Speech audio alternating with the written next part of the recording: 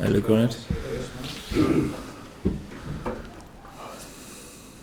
Neil, after having a chance to reflect, how are you feeling now? Not really had a chance to reflect. We got back in early hours of this morning. Obviously, one of feelings of immense pride and satisfaction and happiness. The Europa group is now we've qualified, and that's a huge feather in the cap.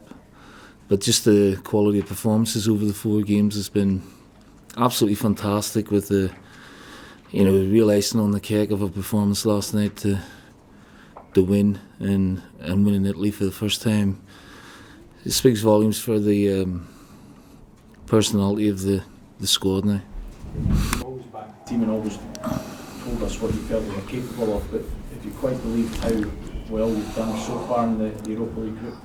No, I didn't think we'd qualify as quickly, but they showed great resilience at times last night, and then real sort of character to come back into the game and quality. We played really well. Some of our football in the second half was outstanding, and some of the chances were created. So that pleases me when you have that possession away from home and then you create the quality of chances that we were creating. That's a real step in the right direction. And then to score the winner when we did, it's just the ice, like I said, the icing on the cake. And I have to pay a huge amount of credit to the supporters who were there last night. It felt, for the first time really in my second spell here, it felt like real Celtic again, that love and that pride and that sort of rawness from the crowd and the connection with the players in the European tie. They helped the team enormously.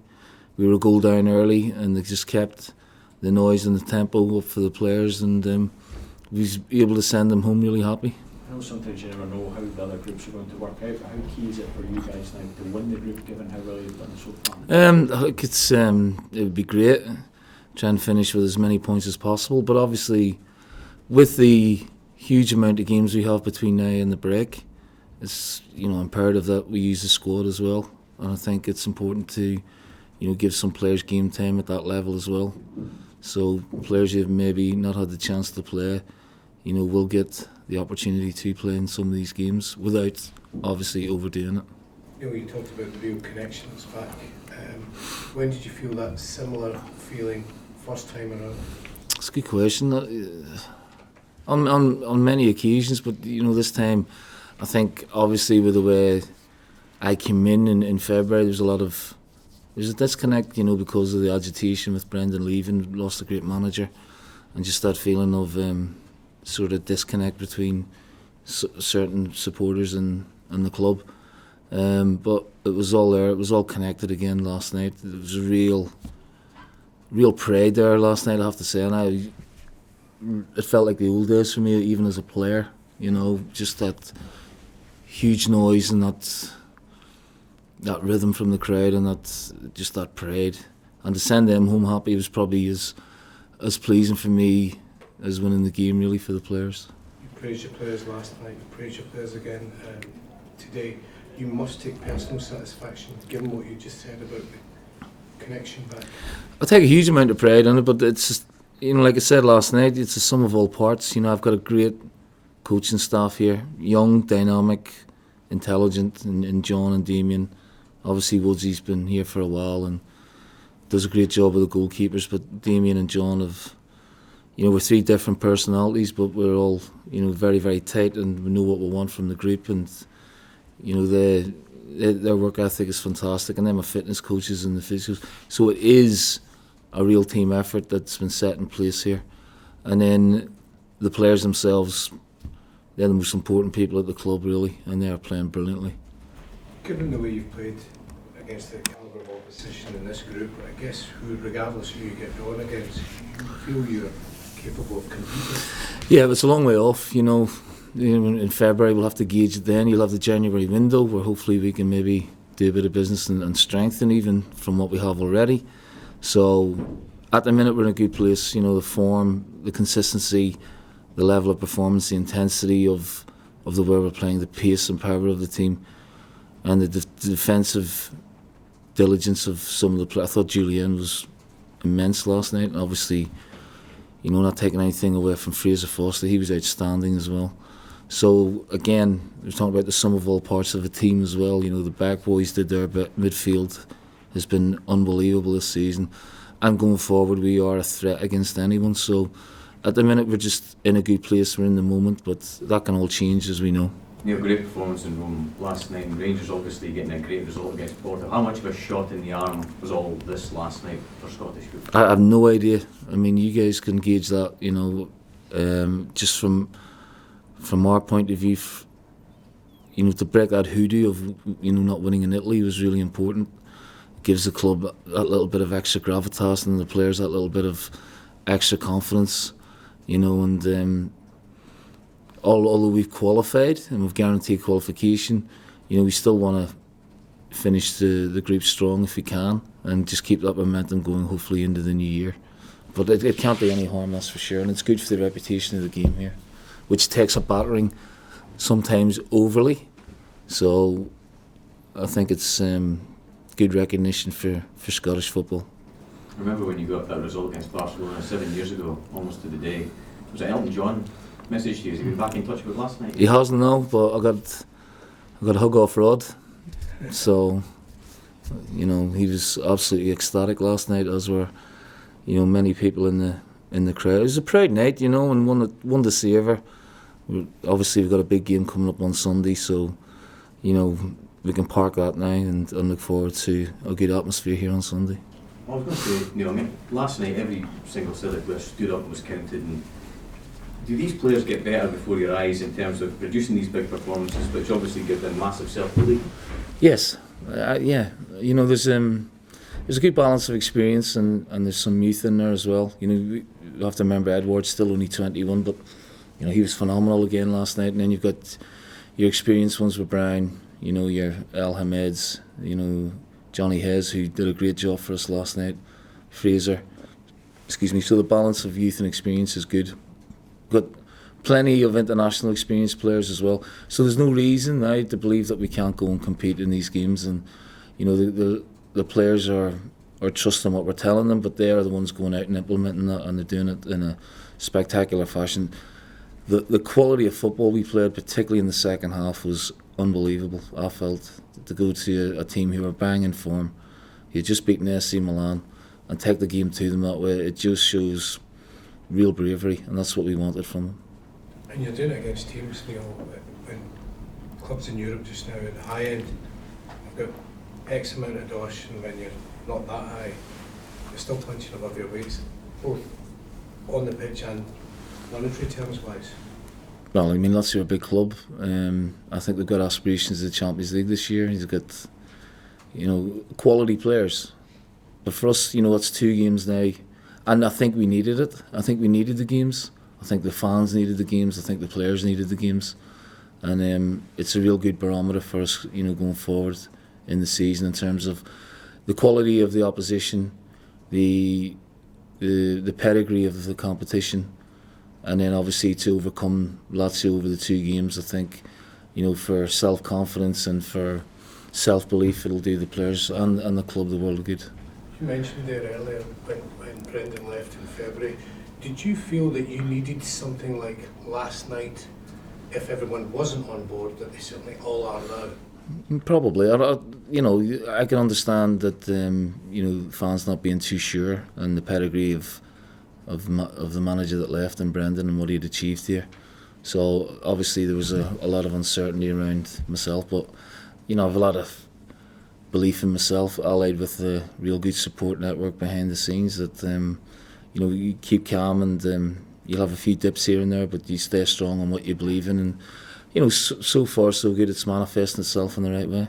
And you mentioned also in terms of, obviously still a couple of months for the January window, you making inroads and potential targets? It's too early to say.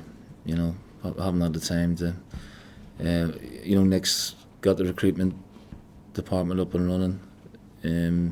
He's got a few bits and pieces to do on that, but they're all out working and looking at players as we speak. Do you know what you want in January in terms of going deep into the competition in the Europa League? In terms of player recruitment? Do you have an idea in your head what you'd be looking for? Yeah, it's not just obviously going deep into the Europa. It's about winning the league and winning the competitions that we're in. So if we can find that player to strengthen what we do within the financial not restraints, but the budget that we work in, and then we'll endeavour to do that as long as they come in to make us better. Neil, the man you used to play with at international level, Michael O'Neill, has decided to go back into club management. Do you feel he's got a lot to offer given what he's done with the national team? Yeah, he's been there a long time, and he's done some remarkable things in Northern Ireland, and I think he's a great example of a manager getting the best out of players each and every time they've performed for him. I think that's exactly what Stoke City need at the minute. I think there's some real quality players there who are probably underperforming for one reason or another. And I think Michael's intelligent enough, tactical enough, and his man management is excellent. So I think it's a great appointment for Stoke City. He's still going to be in charge for the two games and potentially the playoffs as well. Is that good for the national team to have that continuity? Yeah, absolutely. And it makes common sense. The games are coming up next week. So it would have been folly with the group at such a crucial stage to replace Michael altogether. And I think that continuity and familiarity for the players will be very, very important. Obviously. Is it a much more attractive job now for somebody? Oh, no question. I mean, he is hard act to follow, though. I have to say, it's probably the best Northern Ireland manager I've had since Billy Bingham back in the 80s. Remarkable what he did to qualify for the Euros, and again Northern Ireland there having a great group. Even in amongst Germany and Holland, the results have been fantastic and the performances. So it's a great job. I think the IFA have made great strides over the last 10 years under Michael's guidance. So I think it's a good job for anyone to go into. So a lot of guys plying their trade in the Scottish Premiership that might be interested or might be interested in the IFA. Do you think there is a lot of talent here from Northern Irishmen or people already involved in the... No, absolutely, yeah. I mean, we got Austin there who's worked with Michael for quite a while. And Steve Robinson, obviously, but I think the prime candidate for me would be Tommy Wright. Again, somebody who gets the best out of, squeezes every inch out of the players. He's done a remarkable job at St Johnstone, and he's at that age where he's got that whole experience of winning and going through bad times as well. I think he would be a prime candidate as far as I was concerned. You mentioned Stephen Robinson's. You're up against him this weekend. How difficult a game do you think it will be, or he'll make? He's having a brilliant season, and Motherwell, he's flexible with his tactics, with his formations. Again, he's another manager who year on year out has to sell his best players and rebuild. He's been to cup finals with Motherwell, and he has them sitting third or fourth in the league, and they're playing some really good football. So they give Rangers a really difficult game a few weeks ago, so I think we're in for a tough afternoon, and we have to come down off last night very, very quickly. Neil, if you'd like me, I'd just like to run through some results for Celtic on the European stage. Celtic 4, Juventus 3, Liverpool 0, Celtic 2, Celtic 1, Barcelona 0, Celtic 1, Manchester United 0. I played in all of them. Celtic 2, Barcelona 1, and Celtic 2, Lazio 1, home and away. Excluding Milan in 2007, these are the best results for Celtic in Europe in our modern history, and as you say, you played or managed in every single one of them.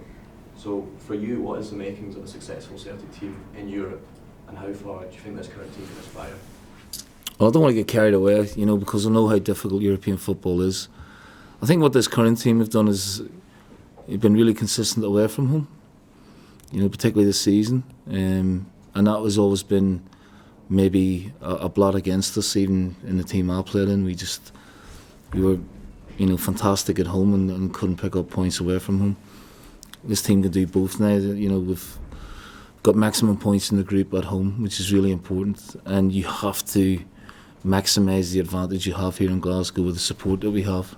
And from my own experience, it was always a great advantage going into games, no matter who we played. In terms of the away form, this team, like I said, we've got good experience, but they've got good athleticism.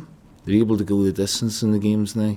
We get the winner in the 94th, 95th minute, and that's down to the fitness levels more than anything else. And I think we've got a goalkeeper at the minute who makes crucial saves in crucial times in the game, and that gives the whole team, not just the defence, a huge shot in the arm at times. So again, like I said earlier, like I said last night, it's a sum of all parts. There's no, there is outstanding individuals, but it's the team that's the real star at the minute, the way they're playing for each other. The team in recent years has obviously done excellently domestically, but in European football picked up some good results, but not really performed at the heights we had in previous years. But like you said, it seems that there's been a reinstating of pride in the team on the European front as well as domestically now. With these good results we've got, have you done anything to try and change the mindset of the players since you came in to give them the belief to perform like that on European level, not just domestically? Just ask for more from them in the European games, I think the players can perform better, and they're starting to show that now. That's all. Myself, John, Damien, Woodsy, we wanted to,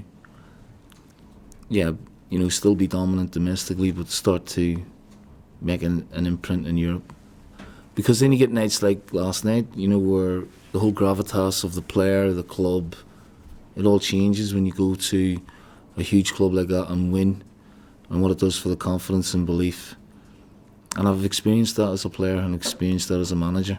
So it's good to be able to pass on those small experiences to them and say to them, you can do this, you can really do it. And we had to whip them at half time as well, say, come on, we didn't start the game well last night, you can play better and be a little bit more aggressive. And we played a lot higher up the pitch for long periods of the second half, and that belief, it's down to them. They come out of the trap second half, and I thought for the first 20 minutes of the second half we were the superior team, and that gives them a lot of confidence. In terms of team news this weekend, is there a chance Lee Griffiths could feature at all?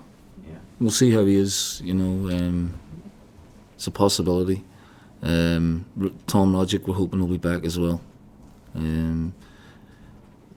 Maggie, we'll have to assess Maggie Johnson, obviously Frimpong, because he's not registered, which we will obviously look at now that we're in the last 32 for the turn of the year. We'll look at that as well with the progression that he's made. Any injuries from last night? Well, El Hamed, so we don't know the prognosis of that just yet, so it's too early to say, because if you scan him now there'll still be a lot of bleeding around the muscle area, so we'll maybe scan him tomorrow and see the extent of it, but I would doubt he'd be fit for the weekend. Can I ask a question on behalf of my news colleagues? It's a pretty grim state of affairs when you go to watch your team abroad and end up getting attacked with someone ending up in a hospital. Yeah, our best wishes from the club and the players. We just wanted our fans to go there, and in the main they had a good time, but we all want them to come home safe. And it's our deal for anyone to have to go through. And I'm sure, on behalf of the club, we wish them a speedy recovery, and maybe we'll get out to see them at some stage as well.